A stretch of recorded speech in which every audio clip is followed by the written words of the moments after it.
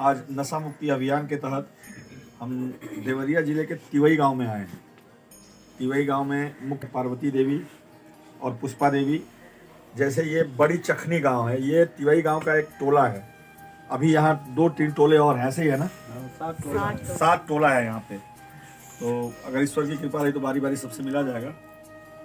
नशा मुक्ति अभियान के तहत एक्चुअली हम लोग संस्था से आए हैं और ऐसा कोई परिवार नहीं बचा है आज के युग में जिसमें नशा न घुसा हो। चाहे घर का लड़का नशा कर रहा है या घर के गार्जियन नशा कर रहे हैं, प्रत्येक व्यक्ति नशे का शिकार होता जा रहा है। और इस नशे की वजह से सबसे ज्यादा समस्या हमारी माताओं और बहनों को उठाना पड़ता है। सबसे ज्यादा घर में सबसे ज्यादा प्रताड़ित वही की जाती हैं। उनकी दारू पीने के बाद उनकी गुंडाई और कहीं नहीं होती है, महिलाओं पे ही ज्यादा होती है।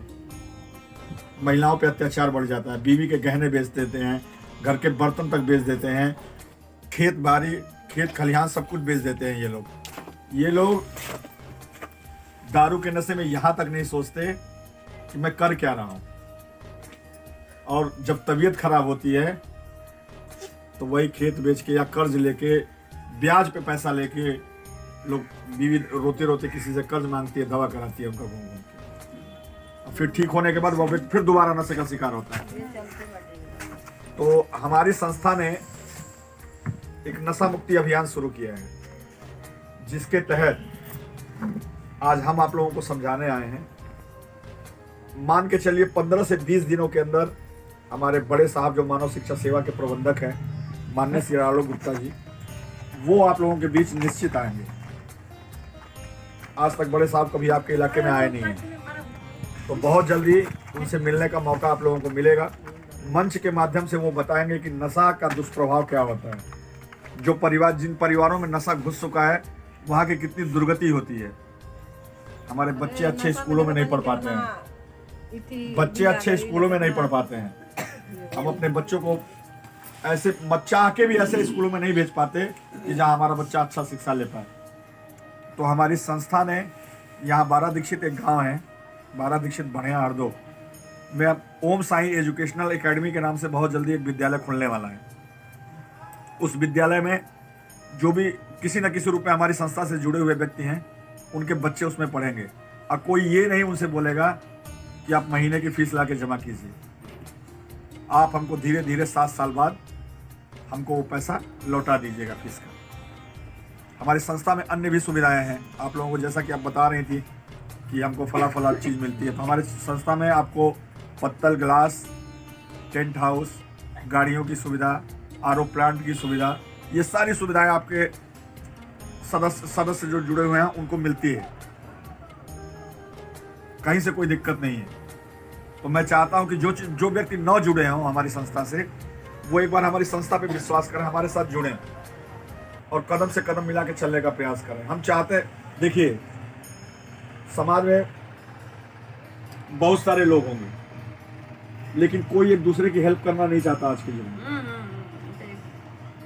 आप सपोज कीजिए कि आप कहीं से टेंट बुक करते हैं, आपकी बिटिया की शादी है, आपने टेंट बुक किया, तो टेंट वाले से बहुत अच्छा अगर आपका संबंध है तो 1 महीने मोहलत दे देगा वो आपको। 1 महीने बाद वो रोज आपके दरवाजे पे आएगा कि मेरा पैसा कब देंगे, मेरा पैसा कब देंगे। हमारी संस्था से साथ जुड़ने से ये लाभ है कि आप हमको अगर पैसा हो तो दीजिए, नहीं पैसा हो तो हमको धीरे धीरे करके 7 साल बाद दीजिए। हम तत्काल आपसे पैसा नहीं मांग रहे हैं और ना उस पैसे का 1 रुपये ब्याज भी लेंगे आपसे।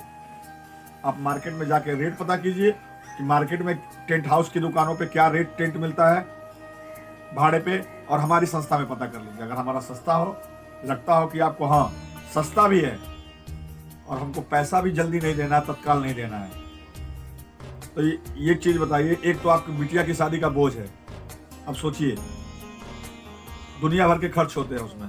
अगर कोई संस्था आपसे आपका खर्चा बांट ले कि चलिए कुछ चीज़ें हमसे ले लीजिए, आप हमको पैसा धीरे धीरे दीजिएगा, कोई ब्याज नहीं लेंगे आप, तो आपको खुशी होगी कि नहीं होगी?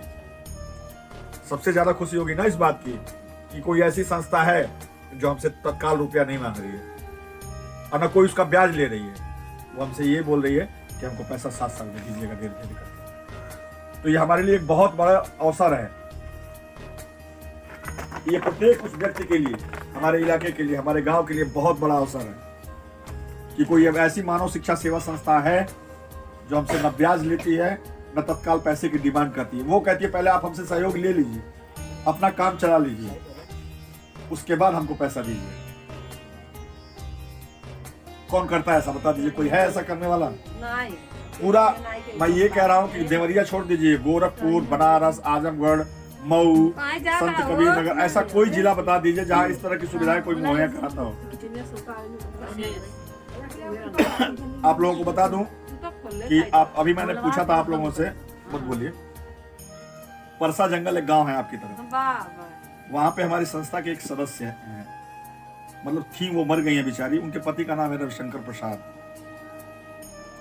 तो जो नशा मुक्ति अभियान के तहत जो मीटिंग होनी है हमारी, उसमें उनके घर वालों को भी बुलाया जाएगा और आलोक सर उनको अपनी तरफ से कुछ सहयोग भी देंगे, क्योंकि हमारी संस्था से जुड़े हुए व्यक्ति थे। देखिए, रुपया कमाने के लिए सभी लोग कमाते हैं, कम या ज्यादा सभी लोग कमाते हैं, लेकिन अगर आपके सहयोग में कोई खड़ा रहे, वही आपका अपना है, वही सच्चा है।